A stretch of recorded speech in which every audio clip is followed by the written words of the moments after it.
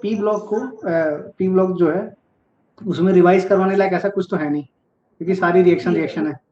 Demand करेंगे जिस हाँ है ना। वो करा दो, वो स्ट्रक्चर के क्वेश्चन आते हैं कि इसमें। हाँ अंजलि बोलो अंजलि। सर उसमें रिएक्शन है ना, तो वो तो कराओ मत ना। हाँ आप वो करा दो जो स्ट्रक्चर थे ना, स्ट्रक्चर पे क्वेश्चन आते हैं कि इसमें कितने पी की बॉन्ड मिलेंगी या इसमें कितनी पाएंगी, वो वाले उससे रिवीजन हो जाए। वो तीन ही 4 टाइप के क्वेश्चंस आते हैं, जैसे हाँ सर उन्हें बोरॉन करा वाले, दो। जैसे P4O10 आ गया, P4O6 P4O10 इसमें पूछेगा, S3O9 पूछेगा, H4P2O7 या फिर Na2B4O7.5S2 ऐसे करके वो जो क्वेश्चन था ना, Na2B4O7 इस टाइप के क्वेश्चंस डॉट क्या 10S2 ना 10S2। तो इस टाइप के क्वेश्चंस अभी देखो, P4O10 की स्ट्रक्चर, इसके लिए आपको स्ट्रक्चर उसकी जानना पड़ेगा कि उसकी स्ट्रक्चर ऐसी होती है, उसका कोई लॉजिक नहीं होता। P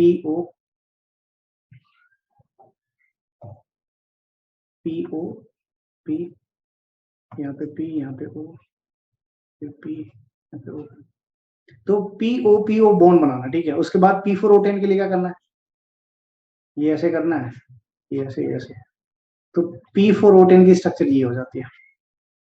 और P4O6 की जब हम बात करते हैं तो सारे ये डबल बॉन्ड O जो होते हैं ये गायब हो जाते हैं, ये होगी P4O10 की स्ट्रक्चर।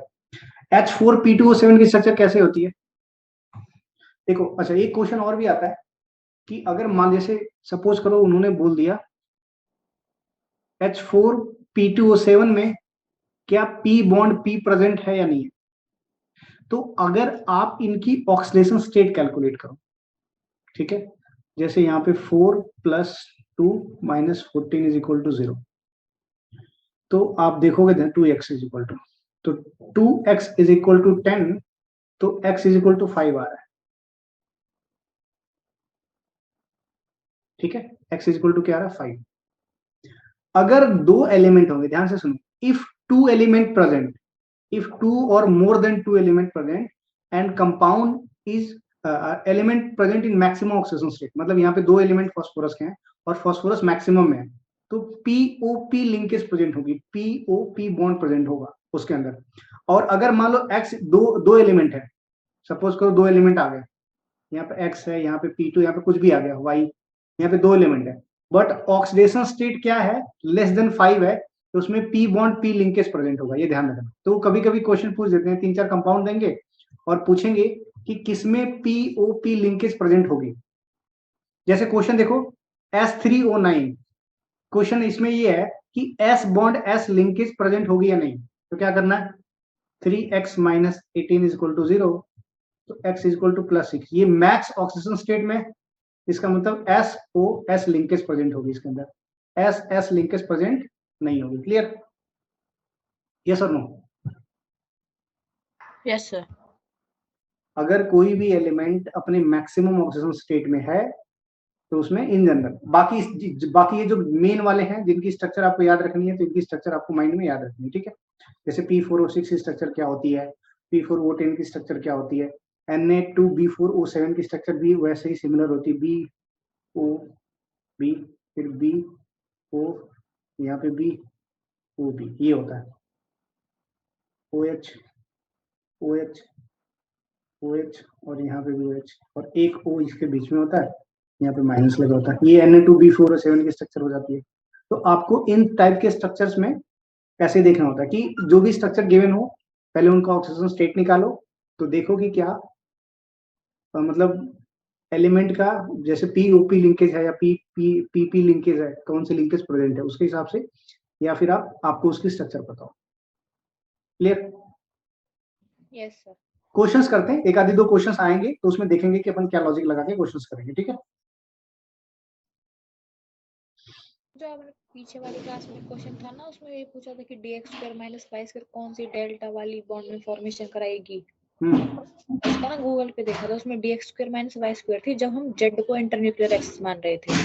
हाँ तो अगर डी दोनों है ना x square minus y square, ये भी x square minus y square है, तो इसका जेड तब तो डेल्टा बॉन्ड ही बनेगा ना। लेकिन उसने क्या दिया था, मतलब ऑप्शन में स्प्लिट था, तो d x square minus y square और डी एक्स वाई, पहला ऑप्शन शायद ये था। अगर वो दोनों x square minus y square होता तो जेड एक्सिस पे डेल्टा बॉन्ड बनता आराम से। ठीक है, यस सर। अगर डी एक्स वाई है और डी एक्स वाई है तो भी डेल्टा बॉन्ड बनेगा अगर आपने जेड एक्सिस पे किया तो। अच्छा ओके सर। क्योंकि दो सेम है ना। आप देखो डी एक्स जेड और डी एक्स जेड, यहाँ पे जेड एक्सिस खुद ही इन्वॉल्व हो गया, तो इसको वाई एक्सिस के अलॉन्ग इन्वॉल्व ओवरलैप कराओगे तब यहाँ पे डेल्टा बॉन्ड बनेगा, एक्स और जेड के अलॉन्ग नहीं बनेगा। Yes sir. चलो कुछ क्वेश्चंस कर दें, उसके बाद देखेंगे। ठीक है,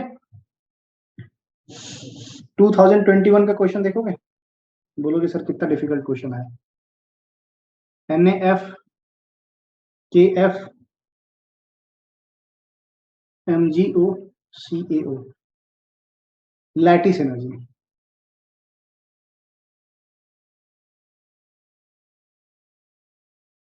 ऑर्डर ऑफ लैटिस एनर्जी, चलो order of lattice energy arrange करो तो। ऑर्डर ऑफ लैटिस एनर्जी, अगर इनके ऑप्शन से देखोगे तो एक ही ऑप्शन सही लगेगा, बाकी चार ऑप्शन गलत ही लगेगा। तो लेकिन आप लोग इसको अरेंज करो।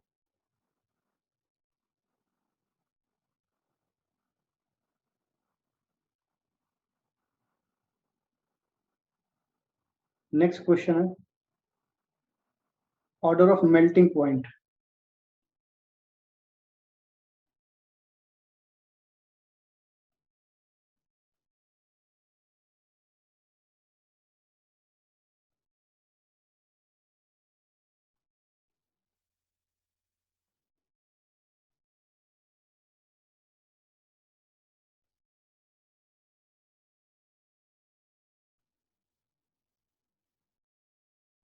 ये 20 का क्वेश्चन है, जैम 2020 और 2021।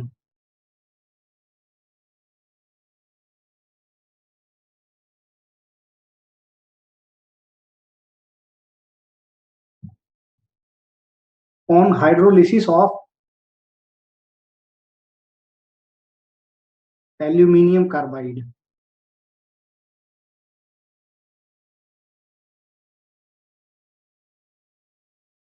On hydrolysis of aluminium carbide क्या बनता है?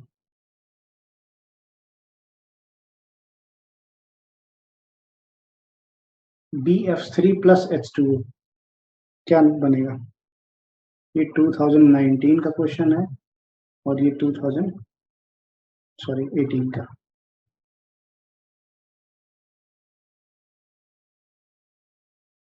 चलो बताओ। सर पहले वाले में NaF KF MgO CaO। Lattice energy की कैसे निकालते हैं? वो डायरेक्टली प्रोपोर्शनल तो चार्ज के, इनवर्सली प्रोपोर्शनल साइज के। डायरेक्टली प्रोपोर्शनल चार्ज के और इनवर्सली प्रोपोर्शनल साइज साइज के। तो चार्ज किसका ज्यादा है सबसे अधिक?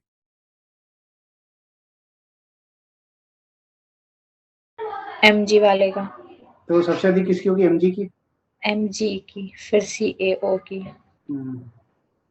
फिर NaF की, फिर KF की। हाँ यही ऑर्डर है। अगला क्वेश्चन, ये आपका डेटाबेस क्वेश्चन है। फिर एक बार ये बता ना मेल्टिंग पॉइंट कैसे देखेंगे? कोई लॉजिक नहीं होता। मेल्टिंग पॉइंट देखने का एक लॉजिक होता है, नहीं डेटाबेस क्वेश्चन है, नॉर्मल लॉजिक है। मेल्टिंग पॉइंट का मतलब क्या होता है? देखो दो तीन लॉजिक होते हैं मेल्टिंग पॉइंट देखने के। जैसे मान लो एक कमरा है सपोज करो, ठीक है, और उस कमरे में SaCl है। मेल्टिंग पॉइंट जो देखने का लॉजिक होता है वो उसकी पैकिंग इफिशियंसी पे डिपेंड करता है ना। पैकिंग इफिशियंसी का मतलब क्या होगा? क्योंकि मेल्ट होना है ना। जैसे सपोज करो कि एक कमरे में 10 लोग भरे पड़े हैं और एक कमरे में 500 लोग भरे पड़े हैं, तो एकदम ठूस ठूस के पड़े हैं, तो उनको मेल्ट होना मतलब एक एक मॉलिक्यूल को अलग करना, ज्यादा टाइम लगेगा। हाँ सर। तो अगर पैकिंग इफिशियंसी जिसकी अच्छी होगी, तो पैकिंग कब अच्छे से पैक होंगे? जब मॉलिक्यूल सिमेट्रिकल होंगे, अनसिमेट्रिकल होंगे? सिमेट्रिकल। सिमेट्रिकल। तो जैसे देखो ट्रांस है ना, और मान लो कहीं और, जैसे ये क्या नाम है, पैरा है, और कहीं ऑर्थो आ गया, तो ज्यादा अच्छा सिमेट्रिकल कौन है? ये वाला, बोलो। Yes sir. तो जब सिमेट्रिकल जो ज्यादा सिमेट्रिकल होता है उसकी पैकिंग एफिशिएंसी अच्छी होती है, तो उसका मेल्टिंग पॉइंट अच्छा होता है। ठीक है, पहली बात। दूसरी यस। बात है कि अगर मान लो सबकी स्ट्रक्चर सेम है, तो मॉलिक्यूलर मास बढ़ने पे ज्यादा एनर्जी दे करके मेल्ट करवाना पड़ेगा, बोलो। मॉलिक्यूलर मास बढ़ने पे ज्यादा एनर्जी लगानी पड़ेगी ना मेल्ट करने के लिए। अरे एनर्जी दिया, मॉलिक्यूल हिला ही नहीं। हाँ सर। मान लो हिमांशी है, कितना भी एनर्जी दो कोई फर्क ही नहीं पड़ रहा। क्यों हिमांशी? सर एक थप्पड़ में पड़ जाएगा फर्क उसे। तो मॉलिक्यूलर मास बढ़ेगा तो भी आपका मेल्टिंग पॉइंट बढ़ेगा। ठीक है, PF3, then nitrogen, phosphorus, arsenic, SB, and then BiF3। अगला क्वेश्चन है on hydrolysis of aluminium carbide. क्या मिलता है? एल्युमिनियम कार्बाइड का फॉर्मूला क्या होता है? Al4C3। L4C क्या मिलता है इसको हाइड्रोलाइज करने पे? ऑप्शन दे रखा है CH4, जो उन्होंने ऑप्शन देकर है, CH4, C2H2, C2H4 और C2H6, 4 ऑप्शन दिए हैं। सर CH4 है क्या? CH4 है। 4 देखो अगर आपने एल्युमिनियम कार्बाइड का एनालिसिस करा तो ये बनेगा। अगर मैग्नीशियम कार्बाइड का एनालिसिस करेंगे तो क्या बनेगा? Mg2C3, ये बनता है propyne, CH3C triple bond CH। Calcium carbide का एनालिसिस करेंगे तो C ट्रिपल बॉन्ड मतलब CH, इथाइन बनता है। बेरियम कार्बाइड का एनालिसिस करेंगे तो भी आपका CH4 बनता है। तो ये कार्बाइड के एनालिसिस करने पे हाइड्रोकार्बन बनते हैं। ठीक है, ओके बच्चों। BF3 का एनालिसिस करेंगे तो क्या बनेगा? बोलो, BF3 का एनालिसिस करेंगे तो क्या बनेगा? BF3 की एनालिसिस करेंगे तो क्या बनेगा? अरे ये B बॉन्ड F है ना, बोलो। B बॉन्ड F है। आवाज आ रही है मेरी? Yes sir. क्या बनेगा अंजलि? अरे डेल्टा प्लस डेल्टा माइनस में करो ना, ये डेल्टा माइनस होगा, डेल्टा प्लस होगा, यस और नो? तो H2O में OH माइनस और H प्लस होगा, कौन किसके साथ अटैच होगा? जल्दी बोलो। Sir BH BOH थ्राइस, ये इसके साथ अटैच होगा, तो सिंपल यहाँ पे बनेगा BOH thrice plus HF। Clear, yes और नो? बोलो बच्चों। Yes sir. अंजलि क्या हुआ? सर नेटवर्क इशू हो गया था, अभी ज्वाइन हुई मैं दोबारा। अच्छा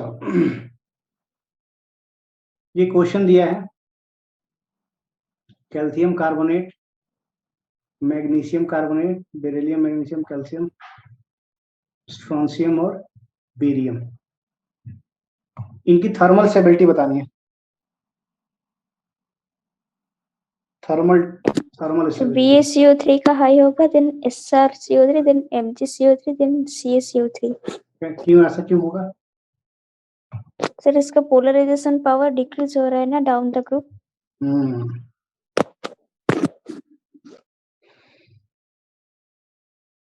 उसके बाद एक क्वेश्चन है IF8। ये क्वेश्चन है IF8 की स्ट्रक्चर क्या है? The shape of interhalogen compound. Shape of IF8, shape of IF8 negative, shape of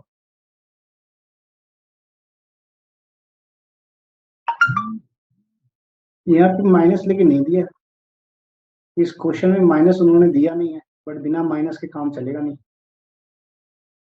तो इन्होंने आंसर क्या दिया है? By capped octahedral, try capped octahedral, square anti prismatic और स्क्वायर प्रिज्मेटिक। बोलो, मुझे भी नहीं पता भाई इसका आंसर क्या होगा, मुझे देखना पड़ेगा। 7 का सी, स्क्वायर एंटी प्रिज्मेटिक आंसर दिया होगा। इसका आंसर दिया उन्होंने स्क्वायर एंटी प्रिज्मेटिक। देख रहे हो, एसएससी का आदि क्वेश्चन किसी साल आ जाते हैं। तो कोई बच्चा उस साल का अगर पेपर देखेगा तो ये थोड़ी कहेगा कि सर ऐसे भी क्वेश्चन आते हैं। सर सर वो मेन ग्रुप का जो पी ब्लॉक है ना सर, वो बोरोन वाला सर, उसका रिएक्शन याद नहीं रहता है सर। बोरॉक्स सर क्या करें, ये वो सब फिर का। देखो वो किसी को याद नहीं रहता। ऐसा नहीं है कि वो मेरे टाइम पे प्रॉब्लम नहीं थी, वो हमें भी नहीं याद होता था, बट एनी हाउ करना ही पड़ेगा। कोई ऑप्शन है आपके पास? सर उसका कोई ट्रिक है सर? ट्रिक का मतलब वही है कि आप जितना मल्टीपल टाइम देखोगे, ज्यादा पूरी रिएक्शन मत याद करो, जो काम काम के उनको याद कर लो, बाकी को छोड़ दो। अगर उतने में से हो जाए तो ठीक है, नहीं हो तो बस ठीक है, कोई दिक्कत नहीं। No one can remember all the reaction. No, even though जो इनऑर्गेनिक में पीएचडी करते हैं ना, उनको भी इनऑर्गेनिक की रिएक्शंस नहीं याद होती। कौन जाए याद करने? सर तो इम्पोर्टेंट कौन सा है सर, ये कैसे पता कर सर, ये आप कोई नहीं बताइए। बता सकता ना, बात तो यही है। मैं बताऊं ये इंपॉर्टेंट है, अगर उससे क्वेश्चन नहीं आया तो वो इंपॉर्टेंट हुई नहीं हुई ना। हाँ सर। बस वही बात है कि no one knows which one is important which one is not. मतलब ये ओके सर। प्रैक्टिकल बात है कि मैं ऑब्वियस बात है, मैं कैसे बता सकता हूँ कि कोई भी रिएक्शन। एक्चुअली ये बच्चों को ना मन को बहलाने वाली बात हो जाती है कि चलो ठीक है, बच्चे थोड़ा खुश रहेंगे कि हाँ बस ऐसा सर ने बोला ये इंपॉर्टेंट है, ये पढ़ लेते, तो उनके मन को तसल्ली हो जाती है कि अरे चलो हमारे मास्टर ने हमको कुछ तो समझाया। बट ओवरऑल देखो, अगर प्रैक्टिकल सिचुएशन सोचो तो क्या होगा, मेरे कहने से तो कोई इंपॉर्टेंट हो नहीं जाएगा। हाँ, बस इतना हो सकता है कि जो बोरेक्स और डाइबोरेन की जो रिएक्शंस हैं उनसे क्वेश्चंस पूछे जाते हैं कभी कभी, तो हो सकता है उनसे क्वेश्चंस पूछ दे कभी कभी। बाकी रिएक्शंस उतने इंपॉर्टेंट नहीं है, जिनसे क्वेश्चंस रेयरली आते हैं, बट किसी साल उनका दिमाग खराब हो गया, उन्होंने कुछ भी पूछ दिया। हाँ सर। ठीक है, चलो दूसरा क्वेश्चन करें। अब उन्होंने देखो 2017 का क्वेश्चन आया, तुम लोग बोलोगे सर क्या ही है। हिमांशु तो कम आने ट्रिक पूछ रही है। अरे हाँ, ये तुक्का मारने वाली ट्रिक भी बता दी थी ना तुम लोगों को। पहले तो देखो, हमारे टाइम पे जो सिखाया गया था, मतलब हमारे एक्चुअली कोई ऐसा लॉजिक नहीं है तुक्का मारने की ट्रिक, अरे या कोई ऐसा रूल नहीं है। हमारे टाइम पे जो सिखाया गया था वो क्या था कि 4 ऑप्शन में से जो सबसे डिफरेंट लगे, क्योंकि ये तुक्का है, कोई लॉजिक नहीं है। जैसे मान लो इधर 3D सीरीज का कोई एलिमेंट है, या 4D सीरीज का, इधर 3D सीरीज का, इधर 3D सीरीज का, तो 4D वाले को तुक्का मार दो, अगर आपको कुछ भी नहीं आ रहा है तो। बात समझ में आई? जैसे सारे प्लस प्लस हैं, एक माइनस है, तो मतलब ये उस केस में जब आपको कुछ नहीं आ रहा है, लेकिन ऐसा नहीं करना कि हर केस में तुक्का लगाने से करना, जिसमें आपको आंसर पता है उसमें भी, ठीक है। मतलब आप उनमें से एक क्या करो, डिफरेंट ढूंढो, और डिफरेंट ढूंढ के तुक्का मारो, ठीक है। थोड़ा लॉजिक लगा के ये डिफरेंट, ठीक है, इसको मार दो। और सर ऐसे 2 पॉजिटिव 2 नेगेटिव फिर मैंने बोला ना, ये कोई रूल नहीं है कि सर ऐसा आ जाए तो क्या करेंगे। जैसे बच्चे पूछते हैं नॉर्मल टीचर में, सर 2 CS3 लगा देंगे तो क्या नाम होगा, तो 3 CS3 लगा देंगे तो ऐसा कोई रूल नहीं होता है। बट मैंने अपने टाइम पे मारा था 2 तुक्का, सोचो मेरा दोनों सही हो गया था, भगवान की किस्मत से। मतलब उन्होंने कितने नंबर दे के गए सोच रहा हूँ। मुझे लगता है हर नंबर। आईआईटी रुड़की से मुझे आईआईटी मद्रास पहुंचा दिया उन्होंने 2 क्वेश्चन में। नहीं तो रुड़की मिलती या फिर कानपुर। कानपुर नहीं मिलता, रुड़की मिल जाती, रुड़की या खड़गपुर जाता। बट 2 क्वेश्चन के तुक्के ने, बस चलो तुम्हारी किस्मत सही है। चलो बेटा, ठीक है। देखो अगला क्वेश्चन कितना आसान है। Number of 3 centred 2 electron bond, 3 centred 2 electron bond in 3 centred 2 electron bond in diborane. देख रहे हो क्या क्वेश्चन पूछा है, और ये 2017 का क्वेश्चन है। तो देखो पेपर जो ऐसा नहीं है कि बहुत डिफिकल्ट आएगा या कुछ भी, उन्होंने ऐसा अनयूजुअल पूछ लेंगे, ठीक है। तो इसी टाइप के पेपर आएंगे, क्लियर। इसका आंसर क्या होगा?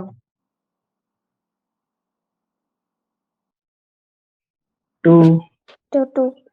मोहर सॉल्ट क्या होता है, किसी को पता है?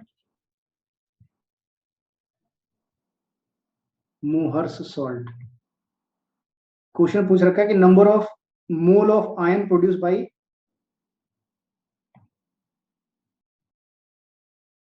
number of ion produced by 1 mole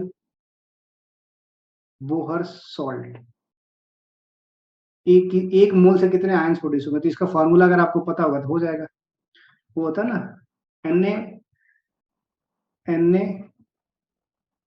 NaNH4HPO4 ऐसे कुछ करके फॉर्मूला होता है ना, अगर आपको याद हो तो NaNH4HPO4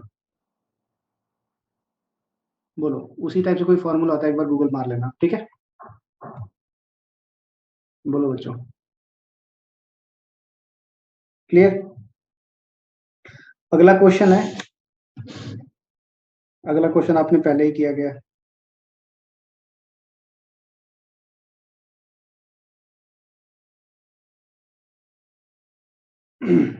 एक क्वेश्चन है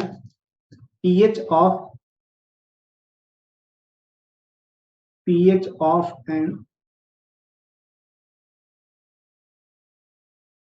aqueous solution of Al3 plus is likely to be, ये जैम का क्वेश्चन, जैम 2015 का।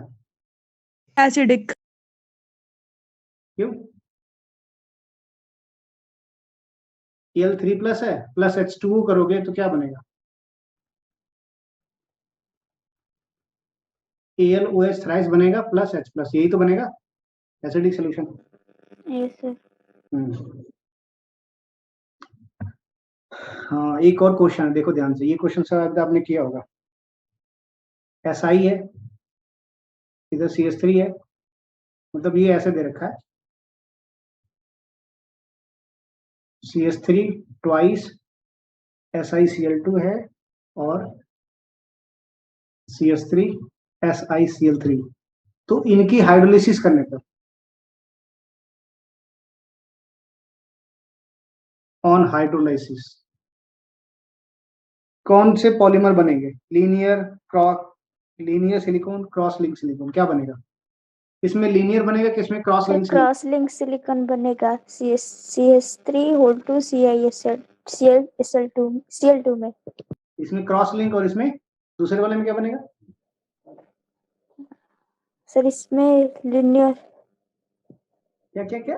नहीं सर, क्रॉस लिंक। किसी में लीनियर, किसी में क्रॉस लिंक। सर फर्स्ट में तो क्रॉस लिंक ही बनेगा।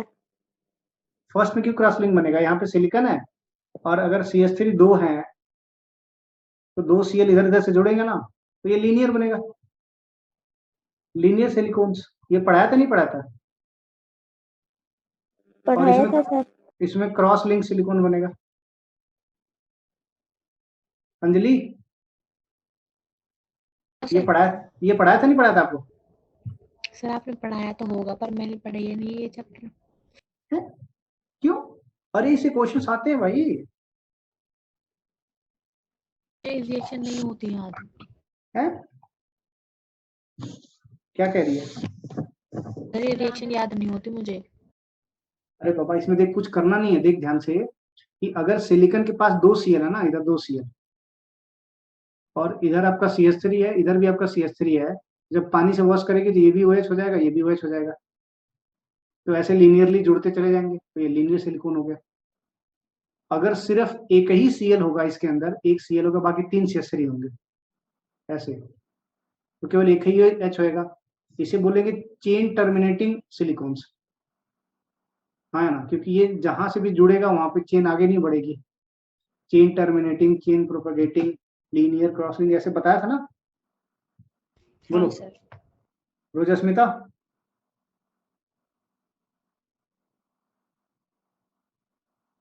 देखो सब बोल ही नहीं रहे। हिमांशी, खाना हाँ खा जी लिया? सर। खाना नहीं खा लिया सर। तुमने? नहीं। घर वाले ने दिया नहीं होगा ना, कोई बात नहीं, कोई बात नहीं, तू उसके यहाँ से ले जाना। देखो बोल रहा है कि डायमंड और ग्रेफाइट में किसमें कौन से कार्बन sp2 हाइब्रिडाइज होते हैं, किसमें वो होते हैं बोलो। सर ग्रेफाइट में sp2 होगा। ग्रेफाइट में sp2 होगा, डायमंड में sp3 होगा। sp3 होगा। कौन इलेक्ट्रिकल कंडक्टिविटी अच्छा शो करेगा, कौन थर्मल कंडक्टिविटी अच्छा शो करेगा? Thermal sir conductivity diamond thermal conductivity अच्छे से करेगा और ग्रेफाइट इलेक्ट्रॉन कंडक्टिविटी अच्छे से करेगा। हाँ, तो वही आंसर है, उसमें आप कर लोगे। एक क्वेश्चन इसका भी है। और थर्माइट प्रोसेस क्या होता है, पता है आपको? थर्माइट प्रोसेस क्या होता है? नहीं पता सर। थर्माइट प्रोसेस जब आयरन की मेटलर्जी करते हैं ना, तो उसमें थर्माइट प्रोसेस यूज होता है। ठीक है, तो एक थर्माइट प्रोसेस का क्वेश्चन है, 2011 का है। अच्छा, एक क्वेश्चन देखो, number of P double bond O bond present in H4P2O7, कितने फॉस्फोरस हैं इसमें? कितने फॉस्फोरस हैं भाई? P double bond O phosphorus, H4P2O7 के अंदर कितने कितने फॉस्फोरस हैं भाई? सर 2। दो। तो अगर फॉस्फोरस कैसे बॉन्ड बनाता है, अगर आपने ध्यान से देखा होगा, फॉस्फोरस ऐसे ही तो बॉन्ड बनाता है ना? ये तो सर। कितना डबल बॉन्ड के साथ कितना बनाएगा? एक ही तो बना सकता है ना, एक फॉस्फोरस। हाँ सर। तो कितने हो जाएंगे number of P double bond हो इसके अंदर? 2। दो। बस ये ध्यान रखना कि फॉस्फोरस जो भी होता है, ये पी, इधर OH, इधर OH, इधर OH, double bond O, double bond. जब भी डबल बॉन्ड O पूछे ना, तो जितने पी होंगे उतने डबल बॉन्ड हो जाएंगे। जैसे P4O10 की बात करो,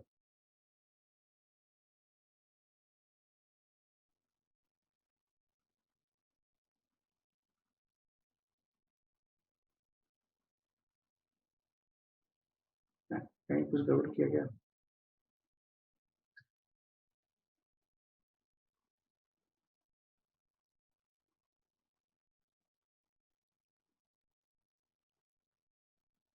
double bond O, double bond O, double bond O। ठीक है, कितने डबल बॉन्ड हो गए? 4 फॉस्फोरस, 4। 4।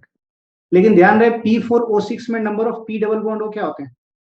0 होते हैं। क्यों? क्योंकि ये वाले तो होते ही नहीं, ये वाले से P4O6 में, हाँ है ना? P4O6 में सिर्फ ये वाले बॉन्ड होते हैं, ये डबल बॉन्ड वो नहीं होते हैं। P4O10 में वो सब डबल बॉन्ड वो आ जाते हैं। तो P4O10 में कितने होंगे? 4, और P4O6 में 0। क्लियर? क्लियर बच्चों? Yes sir. ये सबसे अच्छा बच्चा हिमांशी है।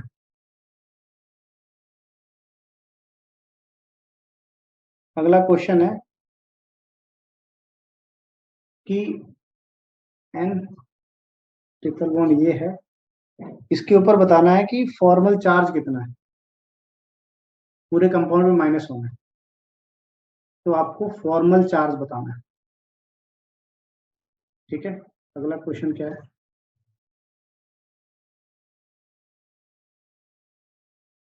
ये तो उसका पूछ दिया, क्या बोलते हैं, सॉलिड स्टेट का। माइक्रोकॉस्मिक सॉल्ट क्या होता है? माइक्रो कॉस्मिक सॉल्ट, उसको फॉर्मूला पूछा है। और अगला क्वेश्चन है बॉन्ड एनर्जी। क्वेश्चन क्या है? CH4 है, NH3 है, H2O है, और HF। Correct order of bond energy, correct order of bond energy. देखिए क्वेश्चन है, हाँ ये क्वेश्चन अच्छा है। देखो, मैंने अभी कुछ टाइम पहले कि पी बॉन्ड पी लिंकेज और POP लिंकेज ऐसा कुछ बताया था, कब होती है? बोलो। जब वो अपने मैक्सिमम ऑक्सीडेशन स्टेट में होता है तो P और PQ होती है। The compound having SS single bond. Question क्या है, बोला कि ऐसा कंपाउंड जिसमें SS सिंगल बॉन्ड प्रेजेंट है, और वो 3-4 है। पहला क्या है? H2S2O3। दूसरा क्या है? H2S2O8। तीसरा क्या है? H2S2O7, H2S2O4। हाँ ये बताओ चलो।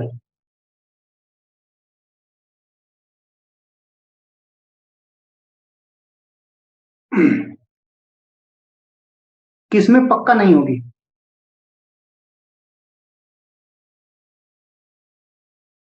एक ही ऑप्शन है, एमएसक्यू नहीं है, एमएसक्यू नहीं है।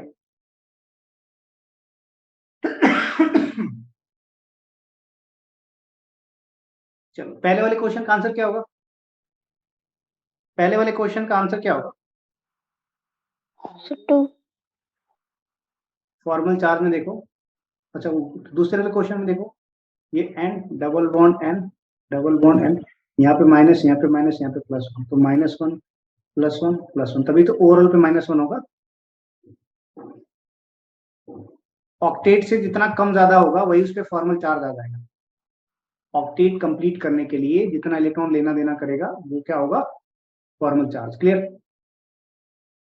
बोलो बच्चों, बोलो अंजलि। हाँ सर। अगला बता, माइक्रोकॉस्मिक सॉल्ट क्या होता है? सर What मैंने is- चैप्टर नहीं किया, मुझे नहीं पता। ये बता। Left to right bond energy क्या होती है? अंजलि ये पढ़ ले चैप्टर, अच्छा है, 2-4 नंबर तो देख ही जाएगा। डिक्रीज। हाँ लेफ्ट टू राइट डिक्रीज होगी, डिक्रीज क्योंकि होगी। हाँ सर वो और सेकंड लेंथ वाला increase हो बता जाती है। दीजिए सर। क्यों?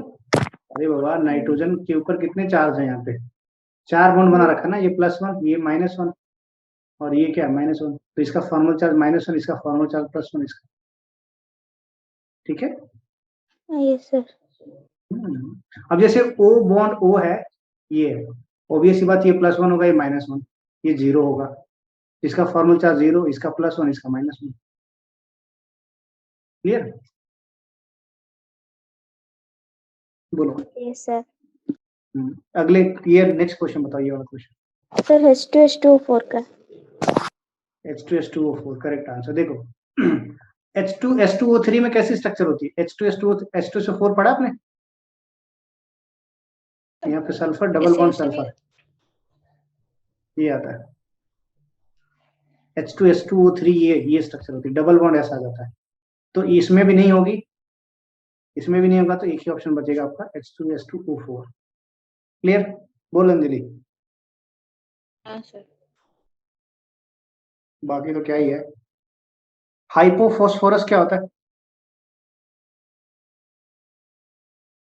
एक तो फॉस्फोरिक एसिड, फॉस्फोरस एसिड, बोलो,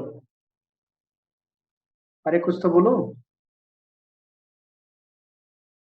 फॉस्फोरिक एसिड क्या होता है?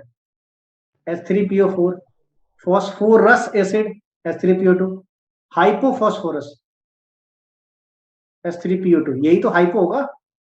तो इसमें P बॉन्ड H कितना है? यहाँ पे OH, यहाँ पे डबल बॉन्ड, तो P बॉन्ड H पूछा है किसमें? 2019 का क्वेश्चन है कि हाइपोफॉस्फोरस में P बॉन्ड H कितना होता है, तो 2 N80 टाइप का क्वेश्चन है, 2, क्योंकि ये फॉस्फोरिक एसिड होता है और ये फॉस्फोरस एसिड और ये हाइपोफॉस्फोरस।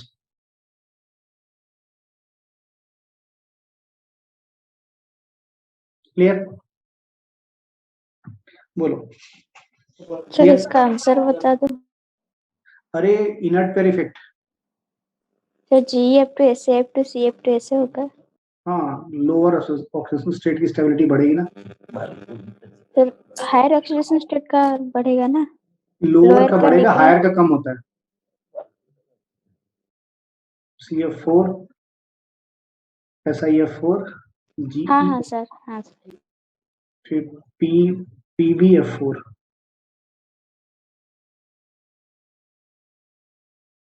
चलो आज की क्लास हम ओवर करते हैं यहीं पे, ठीक है?